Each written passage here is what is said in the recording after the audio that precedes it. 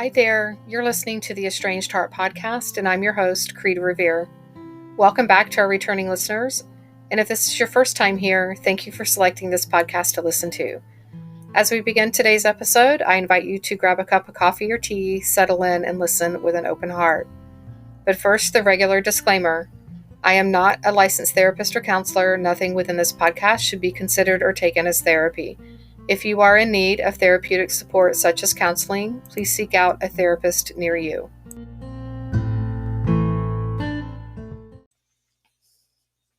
Today's episode is titled A Special Kind of Grief, Grieving the Death of Dreams. And our first two are our only two quotes today. The first one is, "Sorrow prepares you for joy. It violently sweeps everything out of your house so that new joy can find space to enter. It shakes the yellow leaves from the bough of your heart so that fresh green leaves can grow in their place. It pulls up the rotten roots so that new roots hidden beneath have room to grow. Whatever sorrow shakes from your heart, far better things will take their place." And that is by Rumi. The second is, "Life does not accommodate you, it shatters you. It's meant to, and it couldn't do it better. Every seed destroys its container, or else there would be no fruition." And that is by Scott Maxwell. I want to say before we begin talking about today's episode that this quote by Rumi talking about better things are to come, that doesn't mean in the world of estrangement, it doesn't mean that better things are coming without the presence of your adult child or your parent. It, in my view, is talking about we need to remove the old, the rotten roots, the things, the unhealthy roots that are no longer working in order to allow for the good, healthy roots to take root and begin growing a healthy plant or healthy tree. And in our case, a healthy relationship. So this idea for this episode came to me when in conversation with several estranged parents, but also estranged adult children. And I know that we all have a dream in life about what our lives should look like. And when life doesn't play out that way, we are generally lost for a bit of time. We're trying to figure out what has happened. Our world is turned upside down, and trying to make sense of what seems senseless. And while we in estrangement are not necessarily grieving the death of a human, and I recognize that can be the case, particularly in for estranged adult children who may have lost a parent before reconciliation could happen, or repair of a relationship, amends to be made, so on and so forth. But for the most part, we're grieving the death of all these dreams that we had as parents, as children, on what our lives would look like years and decades down the road, and what our relationships would look like with one another. And I think for parents, it's it's even more so because our kids are busy dreaming about a life that is, I'm going to get married and I'm going to have children and I'm having this wonderful career and I'm going to buy this house, and so on and so forth. It's all about all of these things that are forthcoming in their lives because they're younger and they have all of this stuff to look forward to. And we as parents come into this with, oh my gosh, I am, I'm on a timeline here and I don't have forever. And I thought that my life was going to look very differently than what it does today. And how do I make peace with that? What what do I do with that? And a lot of people do not understand that there is a grief process that must take place when we're grieving the death of the dreams that we had for our lives. Whether that's, you thought you were going to go on and be this rock star actress, or this rock star dentist, or whatever the case may be, and you end up not doing that, and instead you become a teacher, or you are a stay-at-home mom, or whatever the case may be. Things look different, and when those dreams die, it's really hard to navigate. And then you compile that with a culture here in the US that, you know, basically gives you 3 days of bereavement leave and says, "Suck it up, buttercup. It's time to get back on and get busy with life again."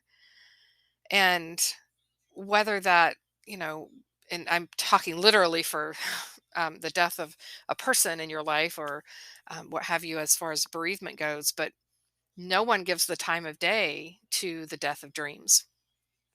So why would we even think about that, right? It's not something that anyone ever taught me, wasn't something that I ever thought about until one day it occurred to me after I had left Florida and moved to Washington State. And um, I was like, I'm not going to be the grandma that I always thought I was going to be.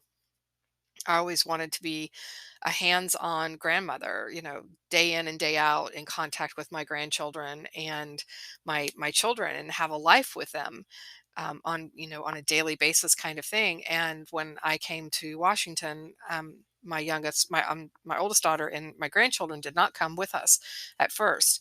And so, because I did not have a grandmother in my life, I wanted to live my life differently and be able to provide that for my grandchildren, and to be able to have that experience as a grandmother. And so it finally occurred to me after being out here for a couple of years of, oh my goodness, I had this dream of what my life would look like when I became a grandmother, and it was not playing out that way. So what do I do with that? What do I do? How do I was overtaken with grief.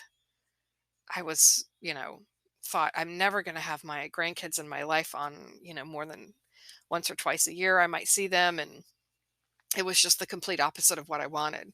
So then that set me on this path of really trying to dig in and figure out, where else was I needing to grieve the death of dreams.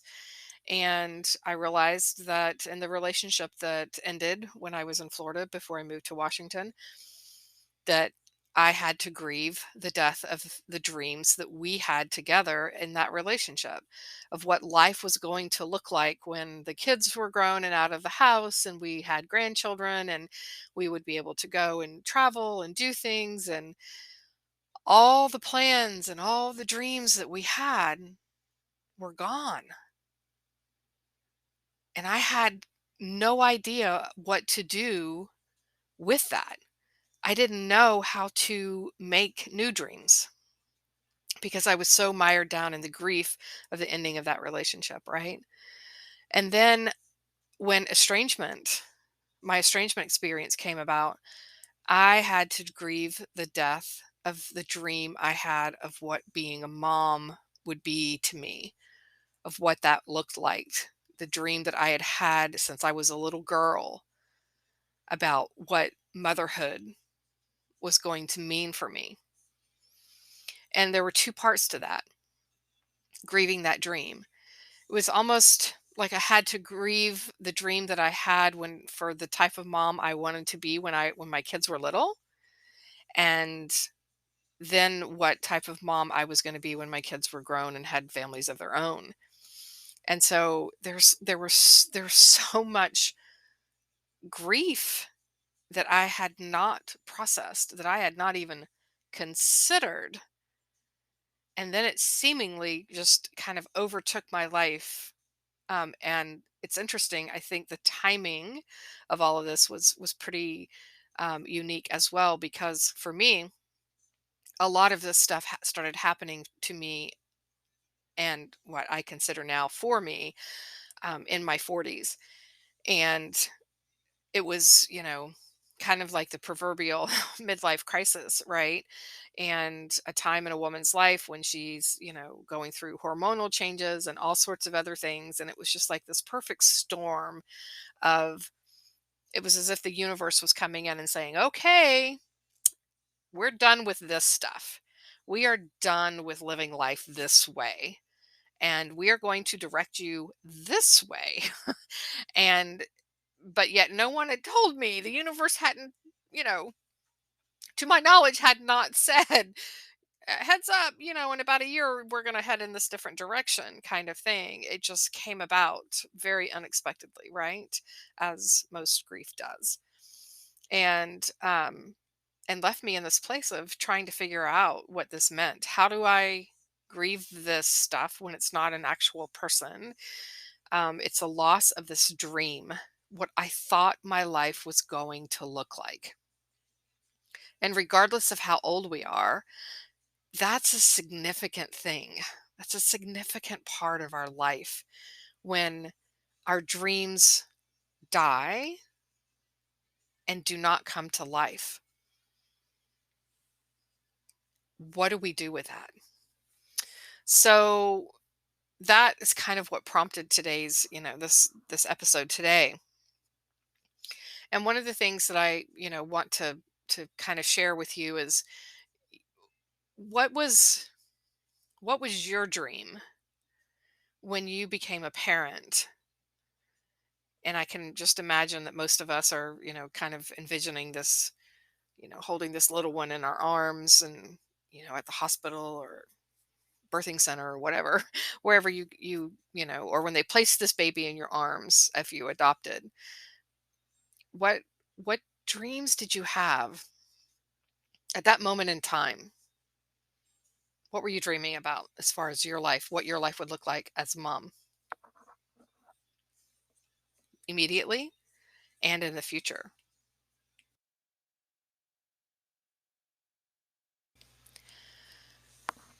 So, people advise us not to ponder over the should have beens and the things of the past and what we think should have been or should have happened or what we thought was going to happen kind of thing. But we cannot ignore this. I mean, we can, but it causes issues down the road. We can't suppress it.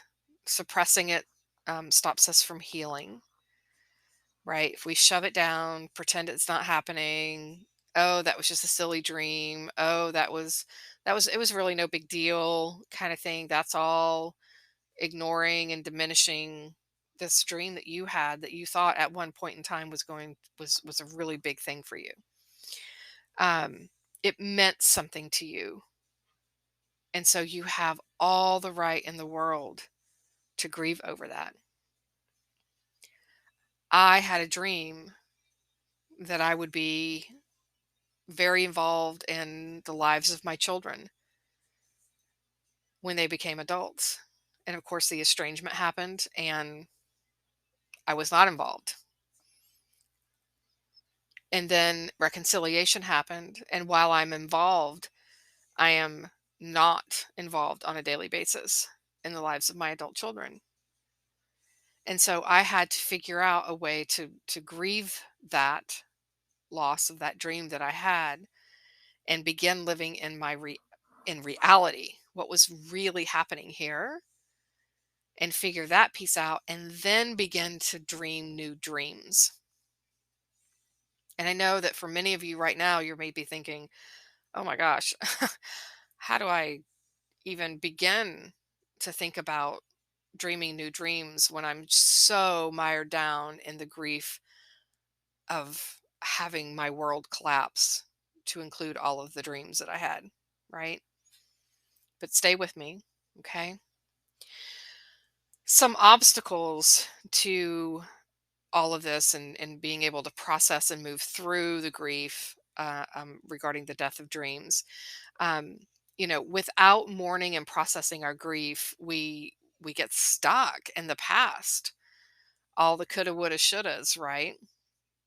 And if only I had done this, then we would still be on track for that. If I had only said this, then, this would not be falling apart and I wouldn't have to worry about, what was going to happen 5 years from now when we had originally planned to do whatever.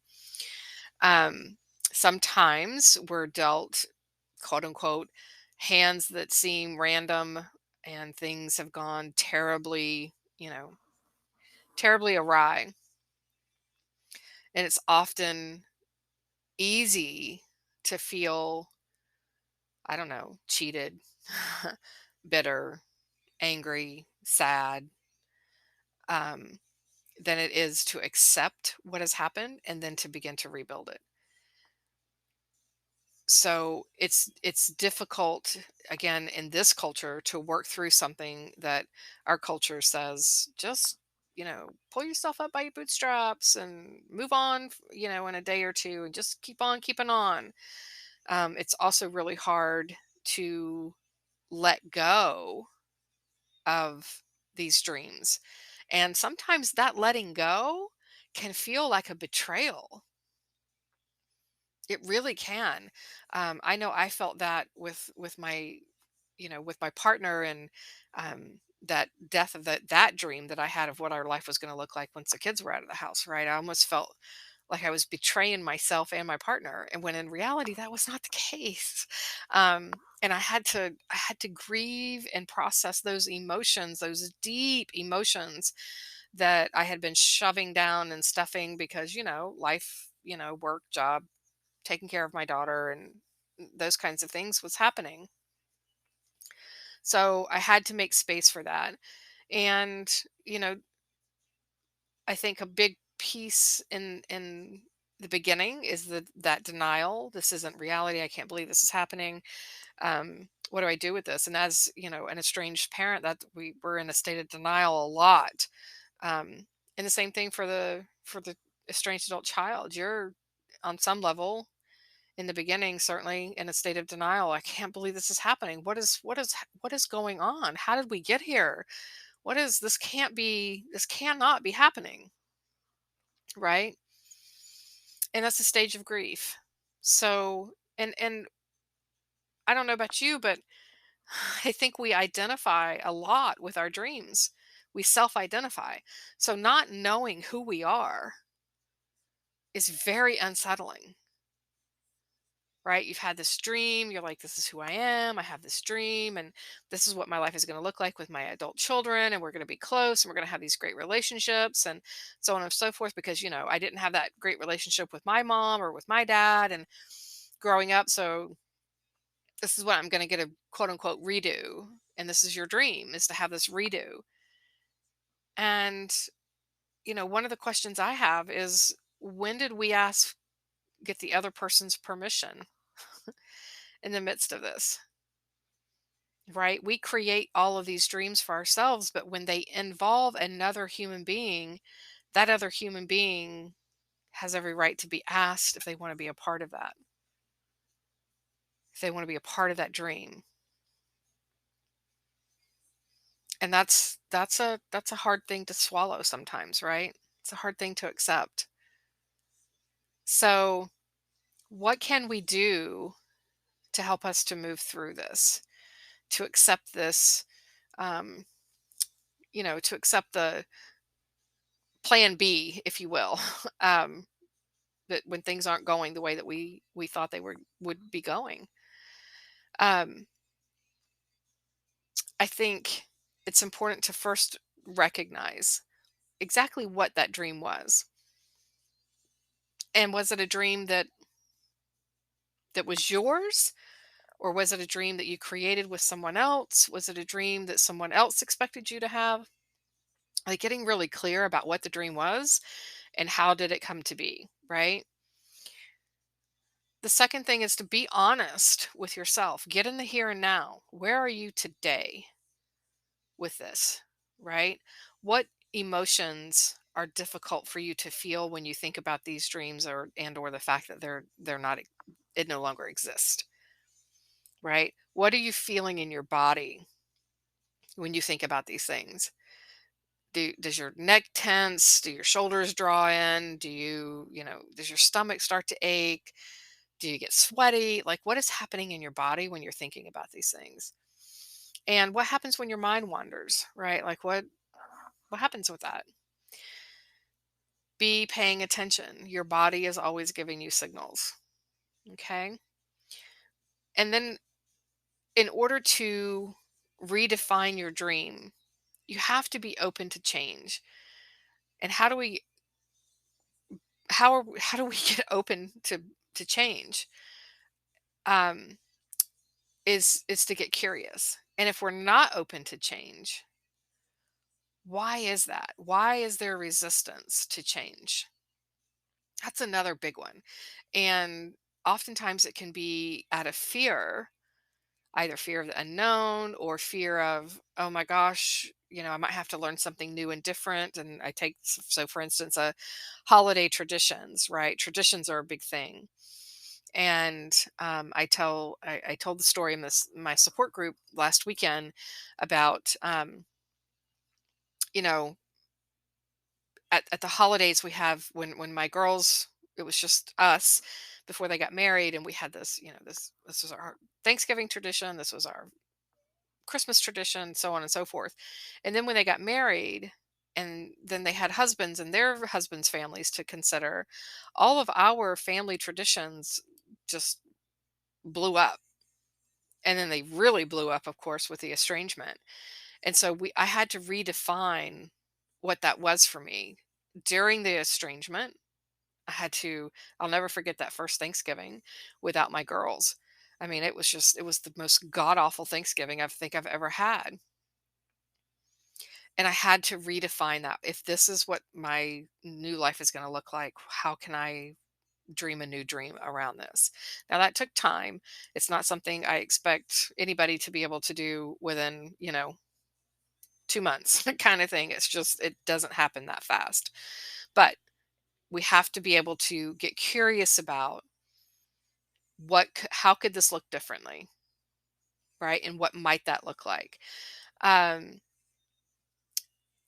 Another important piece is to figure out, who are you outside of being a mother?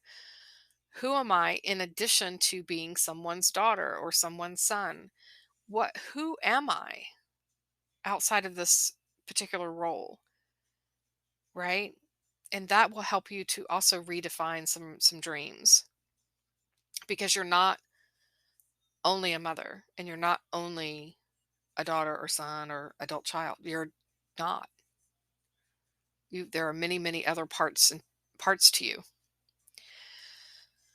So when we understand that we have to nurture new pathways, we also understand that progress can be two steps forward, one step back, right? It's an ebb and a flow to progress. Progress is not strictly forward, forward, forward, forward, forward. There are backward steps, and that's all a part of the process. It's all a part of laying new pathways and figuring out, oh, that's right, I don't want to go that way, I want to go this way, right? Something I encourage my clients to do is to reflect and write. Journaling is really a good thing for this. It's really to get in and journal about, what were the dreams you had, and how do you feel about those dreams that have now died, and how can you create new dreams? What might a new dream even look like? What is a new dream of yours, right? How could this look different for my children going forward? How can I do things differently? With my girls, our holidays look completely different than they ever did in the past, right? Um, we typically have a brunch on Thanksgiving, with me and the girls and their families, and then they go to their in-laws for a Thanksgiving dinner.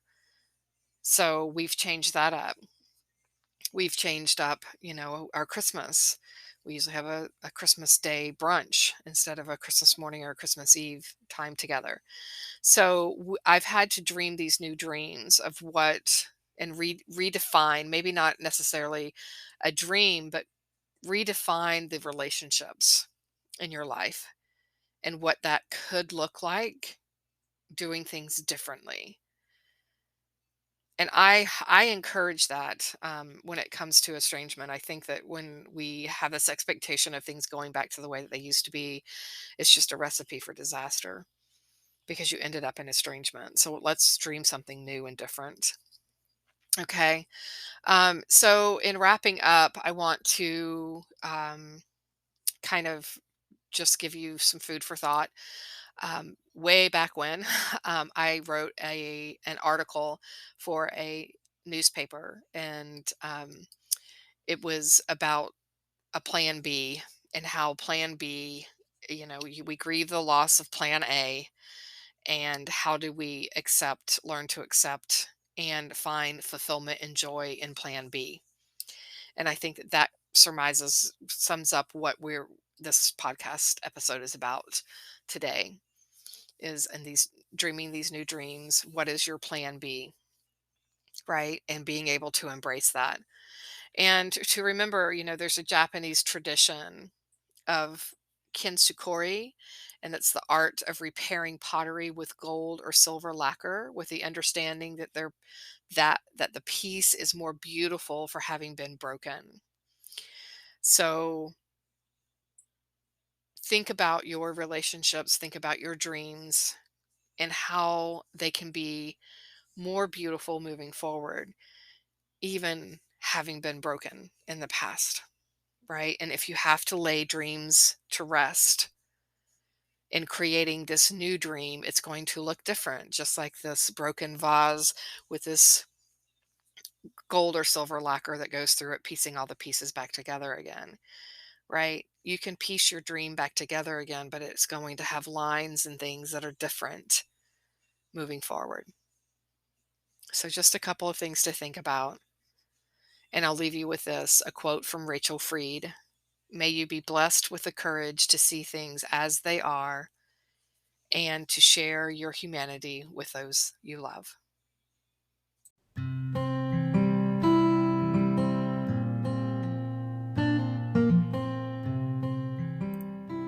This brings this episode to a close. I hope that this time together was time you feel well spent, and that you are able to find some takeaway nuggets to help you on your journey, wherever you may be on your estrangement and reconciliation path. If you feel you've received something helpful or positive from this podcast, please consider following us, sharing this podcast with others, leaving a positive review, perhaps entertaining becoming a guest on our show, or following us on social media, on Instagram, Facebook, and TikTok under the same name, The Estranged Heart. As a reminder, there is an online support group on Facebook. If you are a estranged mom who identifies as being spiritual and approaches estrangement with a sense of curiosity rather than blame and judgment, and desire to do inner self-work and reflection, please seek us out. We can be found at facebook.com/estranged mothers support group. And lastly, if you are an estranged parent or an estranged adult child and would like to have your story shared on the podcast, anonymously or not, please reach out to me via email at theestrangedheart@gmail.com.